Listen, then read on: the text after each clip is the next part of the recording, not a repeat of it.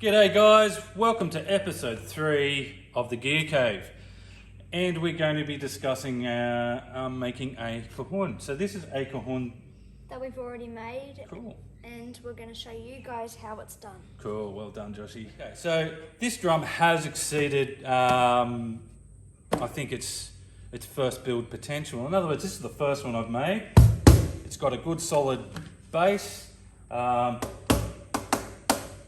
You may not be able to hear it because obviously the sound comes out the back, but the snare value of it works reasonably well, even up into the corners where it shallows out. So you just got a nice tap, so you get a nice thump in the middle still with the snare. I have made this one adjustable. It's a bit tight at the moment, but with this turn lever, you can turn off or turn on the snare effect. It's back on. These are made out of Australian hardwoods, so the density of this particular timber is extremely heavy and extremely dense. So with this one, the side panels are probably about 12 mil thick, if not 13, maybe 14 mil thick. Yeah. With the new drum, I'm going to make them 8 mil, maybe 10 mil thick at the most. Also, you'll see these surrounds here. Those surrounds are actually framed, so it's this framed, well, these top ones, I've already mowed it down. So basically glued on the end there, and they remain that thick, which gives this drum its beautiful, thick framed appearance. So the new one's going to have a similar framed appearance, but you won't have this big chunky side because the sides aren't going to be 25 mil thick. So you will, from this point of view, you will still see this edge here, but it'll be this edge.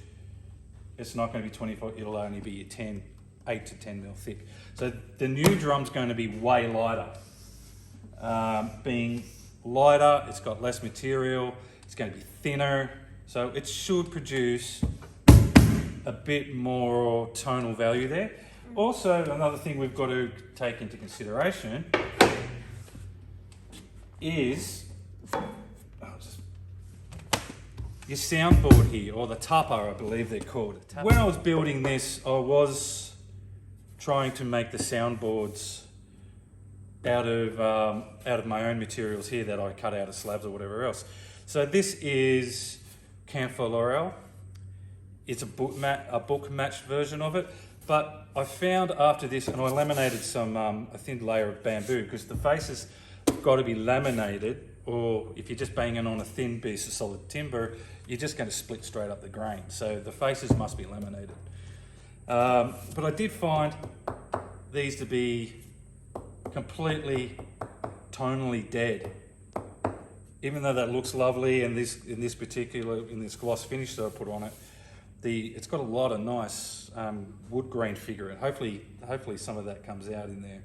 But that's a really nice looking piece of timber. It just sounds horrible and kills the drum. So unfortunately that can't go on. This is the timber I did choose. It's just a cheap ply from Bunnings, but straight away you can hear it has a ring, it rings, it's got a tonality about it. And this is another piece of book matched camphor. As you can see, I've book matched it down the center there. It's also very dead. It just doesn't seem to ring this timber. So it's not going to make it onto a face. So these are one of the things I've learnt in making your first cajon. The timber that I've used to cut these out of is not something that you will typically buy from your local hardware or wood suppliers, timber suppliers. These are all sort of rough sawn, stringy bark, eucalyptus, any bloodwoods. They're basically just your hardwood trees that get ripped down locally, and then other people cut them up for either fence posts or firewood or whatever else. A lot of that wood is great looking hardwood. Tends to split a lot, but once you season it, it's really, really good, really, really stable, really dense and really heavy, and yeah, once it's stable, it's dead straight. It's really, really good timber. It may look really damp and ugly, but if you look in the inside, it looks amazing. Yeah, once you cut all the sunburnt stuff off, you get all the wood grain colours coming back in. And then when you stain it, yeah, wow, well, you've seen the cajon, it looks great. Now, what we're doing now is cutting these header and footer panels for the other sides. And then I'll cut a couple of sides as well. And basically from then, we'll laminate these onto these panels. I said basically, didn't I? So after I cut those, I'm going to laminate these, we'll put them in a sash clamp and squeeze these overnight.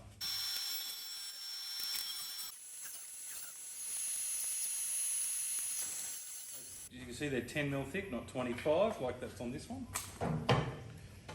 We've got the back, we've got one side, and we've got the other side sitting on here. So what I'm going to have to do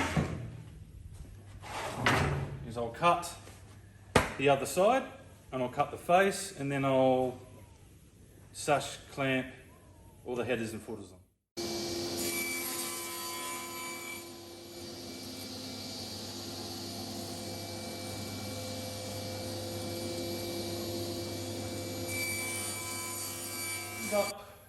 I've trimmed up the pieces of timber to create the sides, so we're going to sash clamp these together now using the old tight bond. Not really much to say here, except I'm going to bung the glue on, I'm going to sash it up, clamp it down so the boards don't tip up a bit, and then we're just going to have to wait a few hours for it to dry, and then do the other sides after we trim them down. Cool? Cool. Let's do this. All right.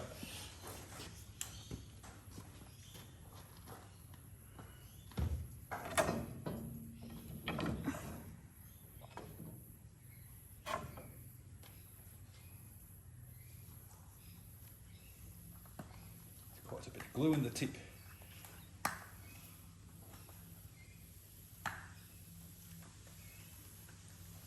Don't use your teeth. As I always tell you, Josh, don't use your teeth. And what are you doing? Nothing. I'm sure you are using That was right at the camera too. I might use that other edge. Whew, that was a bit of a nasty edge. Alright, so all I'm doing, smearing the glue over. Looking at this, Joshy.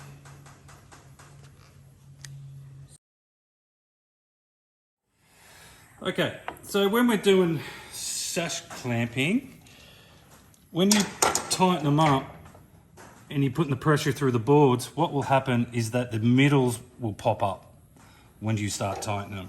So to avoid having twisted panels, you've got to clamp them down. So that's all I'm doing here, just nipping that up a little bit because I haven't put too much tension on the sash clamps yet.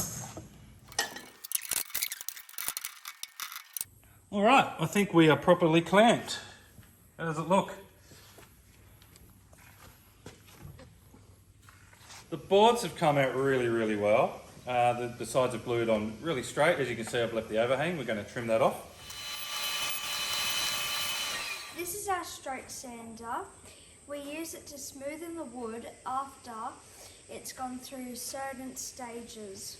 That's right. So now we've pulled it out of the sash clamping. We've got glue lines, which would, if you're laying down on its face, it's going to create an uneven sort of place for itself. And because we've got to glue these ends on, we don't want anything uneven. So I'm just going to quickly sand down this face. Once we glue these ends onto both of the sides, we'll flip it over and we'll run this through the thickness cutter just to take out this middle bit of extra material.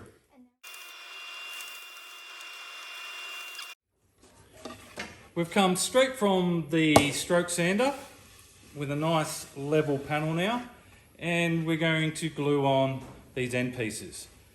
And then after that, we'll run it through the thicknesser and we'll actually glue the whole box together. Okay, Can't let's wait. get to gluing. Can't wait. Here we are, the apprentice.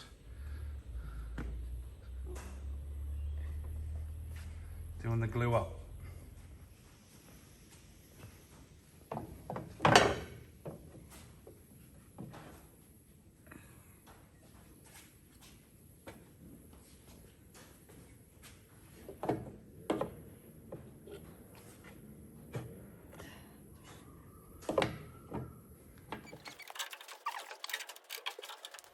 we've jumped forward a little bit. We've taken them out of the sash clamps before, trimmed them off, ran them through the thicknesser, and we've sanded them to the point where now we're preparing to put them together.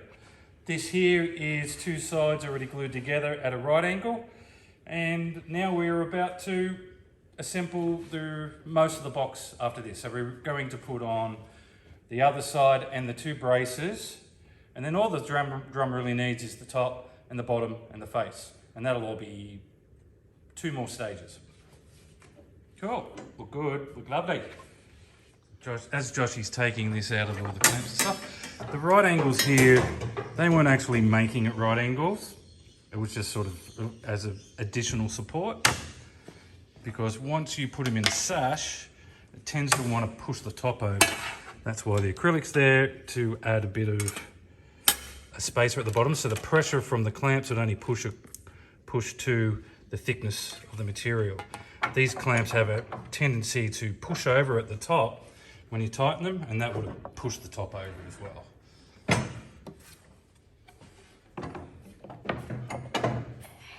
The next bit, we just pop that in there. And then this guy, so what you've got to keep in mind here, Joshy, is which way we have the panel running. So we've got the big piece, and we've got a small piece, and then the face piece, which goes to the face, which is the same as this one. So it'd be going up. Yeah, so that will go in there like that. And then these are what's going in the inside here. So I want that suppled up top there, and that will go there, and that'll go at the bottom there. So I can use the brad nails to knock in those nails.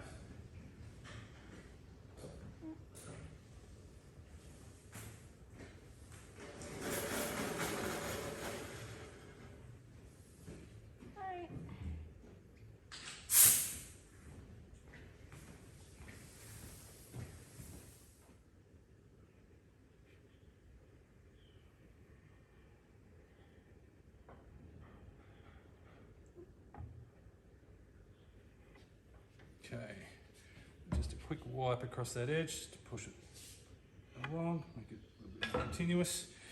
Now this guy goes in there. All right, so from this point, we're just going to, with that acrylic, pop that acrylic in there. All right, so we're just going to nip those up, as we said, just so they're touching. There's no real pressure on there. Get a little bit of squeeze out happening. All right, now we're going to put these top pieces in.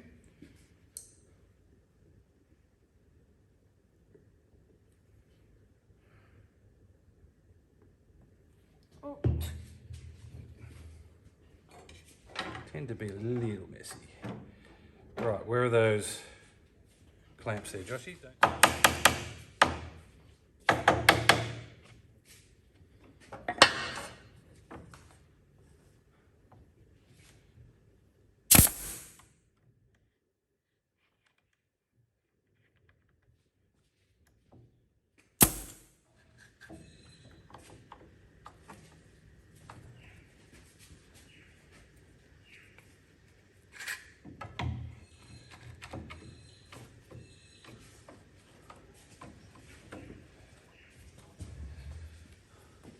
So there's not that much to do now. There's no more clamping and such. Just got to cut the top and the base, and of course the face. Just double checking the measurements for cutting the top and the bottom panels. So we're looking at about, if I cut them at 315, I'll make them a mil oversize, or mil and a half oversize, and I'll trim it back to squeeze it in. So 315. Triple check, 315.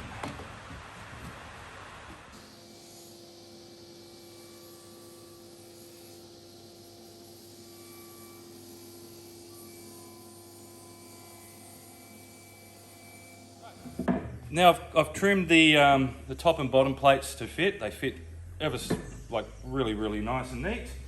So tight I don't know how much glue will stay in between them, but we'll give that a go. We may just push all the glue out.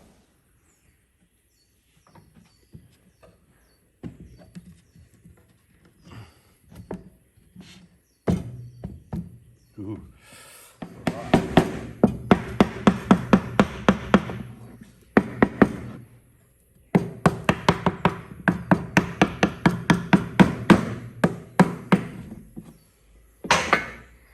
All right, so safety glasses on, and this is where I'm just going to put a few brad nails into it.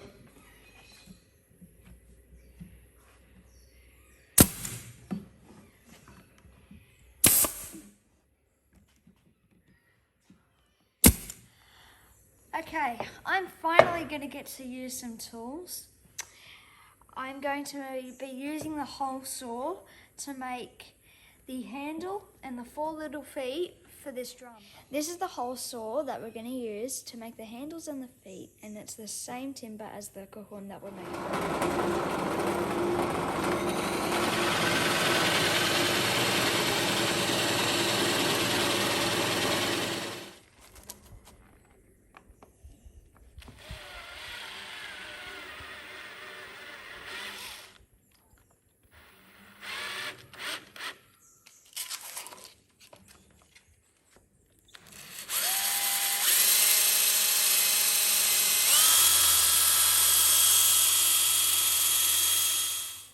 Okay, so this is the finished feet and handle, and when we have finished sanding the box and the feet, these will go on the feet like that, and we'll glue them on and they'll go like that.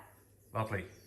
One of the really awesome things about having a stroke sander, and this is another reason why I bought a stroke sander and not a drum sander or just your belt sander, is because this stroke sander can sand all of these faces. And you're thinking, how's that going to happen? Easy. You just lower the bed down to whatever height you need, just so this thing slides under. Now I can sand the entire face. And then I'll flip it over, drop it down lower, and sand the tops and bottoms. It's just an awesome sander. If you've got the room, get one. Definitely highly recommend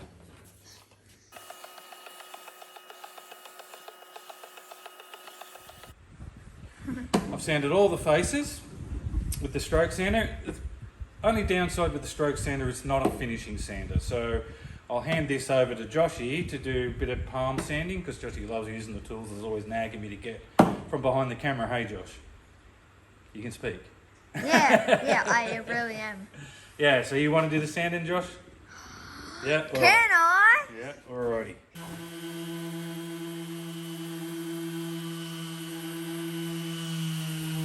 Okay, so what we're doing now is drilling the sound hole. We're going to drill 3 this time. The big main one to let that big doofy sound, the main sound out, and then doing 2 others in the top of the back to, I don't know, one, it'll look good, and hopefully it'll let some more of the snare sound out. So that's what we're doing now.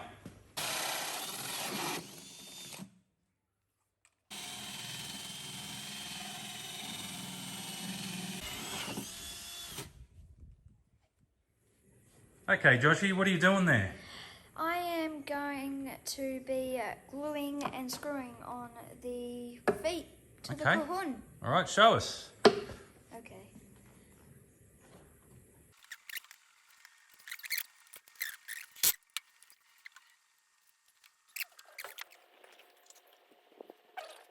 Everywhere.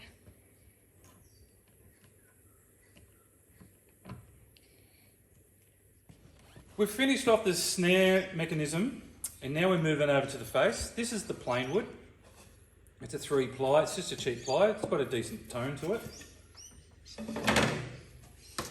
And I've already jumped ahead and done the first layer, or the first coating of black. It doesn't really get any more. I'll scuff this a little bit. Then we're going to run over to the computer, design some graphics for it, cut the graphics, put it on, give it another couple of coats of paint, and then take the graphics off and sand it back so it looks worn or a bit rough. And then we're going to put the face back on and rub it full of beeswax, and that's the drum done. Can't wait. It's going to look great when we're finished. Okay, so we jumped on the worldwide internet and we went to a website called Vector Easy. there we found a whole bunch of tribal masks and stuff, something similar that I did to the other drum. Joshy's really liked this one that we've got up on the screen right now, and that's the one we're going to cut out and bung onto the drum.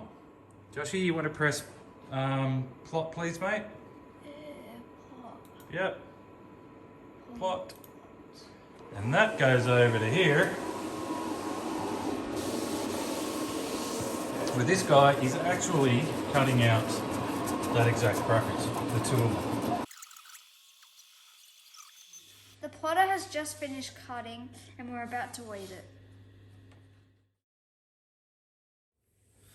It's a new day, and today we're doing the graphics. This is the last day of assembly. Hey, Joshy? And then, so we're going to put this sticker on the face, then we're going to give it a bit of a spray, and I'll show you how to turn it into that. Then we're going to put it on and then wax the box, and then she's done. Cool? Well, kind of done. No, fully done. Except I buggered the snare system up yesterday, so I've had to order some new snare straps. I'll just put it in later. No big deal. Same. Anyway, I'm going to put this on. There we are. So now I'm going to spray this again. Then I'm going to sand it. I'm going to pull that sticker off.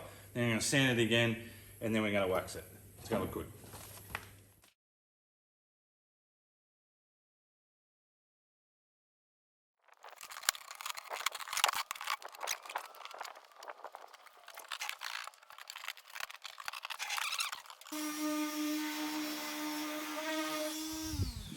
Alrighty, we're almost at the end. This is how the face has turned out. It's quite dark. It's a different colour than that one now, Joshy. Maybe because I used the wax and not so much the clear coat. That's cool. Different is good. Let's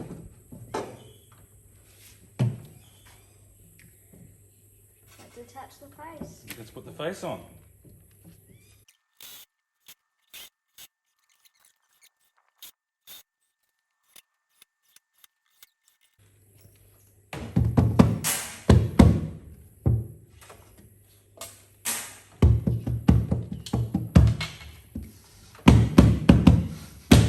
Yeah, it's got a different, just no snare. I took the snare springs out. I'll go to put them back in. All right, now we're going to rub it. All right, Joshy, you going to have a go, are you, mate? Yeah.